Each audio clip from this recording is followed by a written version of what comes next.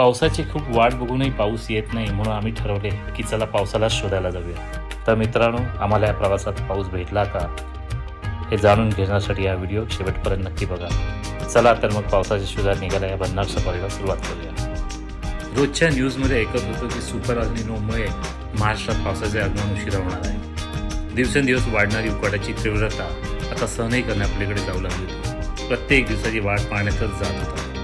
खिडकीतून आकाशाकडे बघायचं, हवामानाचा अंदाज तपासायचा आणि मनात एकच प्रश्न असायचा, पाऊस नेमका कधी येणार. मग दिवसामागून दिवस जात होते आणि पावसाची चाहुलही लागत नव्हती.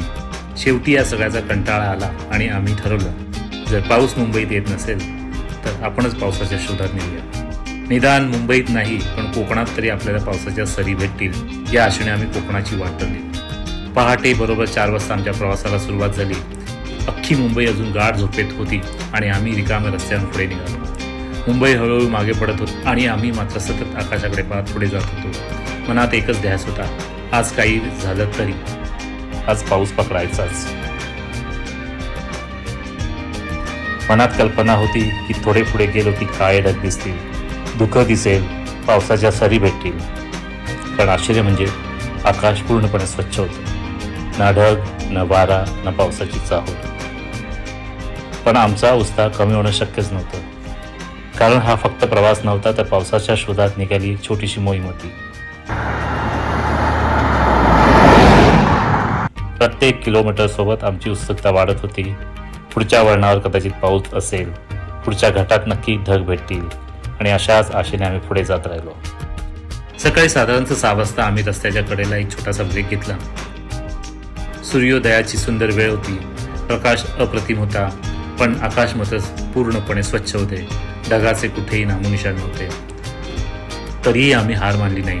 पावसाच्या शोधात आम्ही पुन्हा पुढे निघालो. थोड्याच वेळात रत्नागिरीत जवळ चहासाठी थांबलो.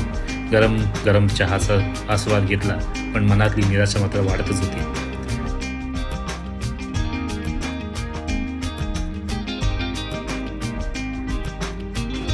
हॉटेलही आधी बुक केलेलं नव्हतं, त्यामुळे रत्नागिरीला पोहोचताच हॉटेल बुक केलं.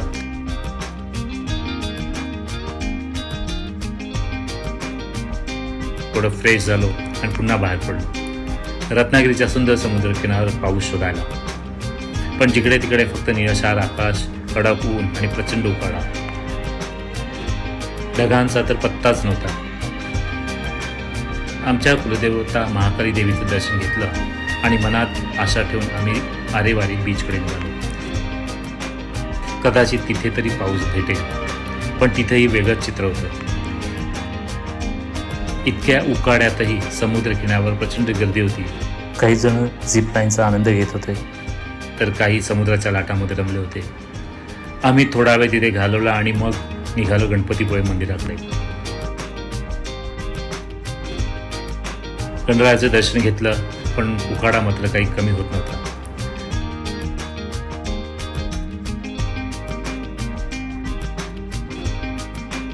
पावसाचं अजूनही काहीच चिन्ह दिसत नव्हतं. शेवटी पूर्ण निराश होऊन आम्ही संध्याकाळी हॉटेलवर परतलो.